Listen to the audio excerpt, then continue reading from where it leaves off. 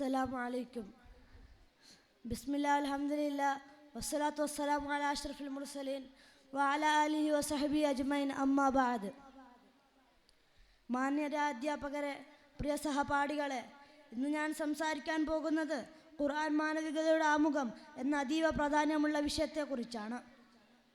ഈ ഫറാസ് എന്ന പ്രൗഢഗംഭീരമായ വേദിയിൽ എനിക്ക് സംസാരിക്കാൻ അവസരം തന്ന നാഥനെ സ്തുതിക്കട്ടെ.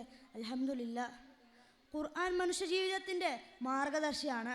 അത് മനുഷ്യനെ സൃഷ്ടാവിനോടും സഹജീവികളോടും ഉത്തരവാദിത്വ ബോധമുള്ളവനായി വളർത്തുന്നു. മാനവികത എന്നത് കരുണ, നീതി, സഹാനുഭൂതി, സത്യസന്ധത എന്നിവയുടെ സംയോജനം തന്നെയാണ്. ഈ മൂല്യങ്ങളെ ഖുർആൻ അതിൻ്റെ ഓരോ വചനത്തിലും നമ്മിൽ വളർത്തുന്നത്. വലഖദ് കറംനാ ബനി ആദം, ഈ വാക്യം നമ്മെ പഠിപ്പിക്കുന്നത് അള്ളാഹു മനുഷ്യനെ വലിയ ബഹുമതിയോടെയാണ് സൃഷ്ടിച്ചതെന്ന്.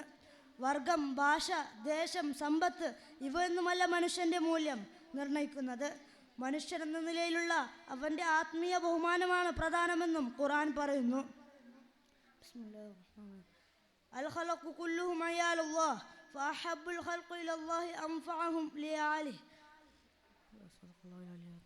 ഈ ഹദീസ് നമ്മെ പഠിപ്പിക്കുന്നത് മനുഷ്യനും മറ്റെല്ലാ ജീവജാലങ്ങളും അള്ളാഹുവിൻ്റെ അടിമയാണ്.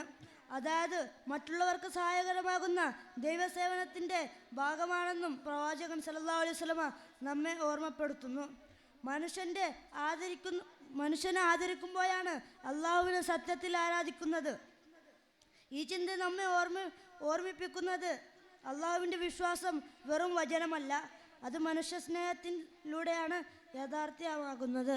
ഇത്രയും പറഞ്ഞുകൊണ്ട് ഞാൻ എൻ്റെ വാക്കുകൾക്ക് വിരാമം നൽകുന്നു. ആഖിർ ദഅവാനാ അൽഹംദുലില്ലാഹ്. അസ്സലാമു അലൈക്കും വറഹ്മത്തുള്ളാഹി.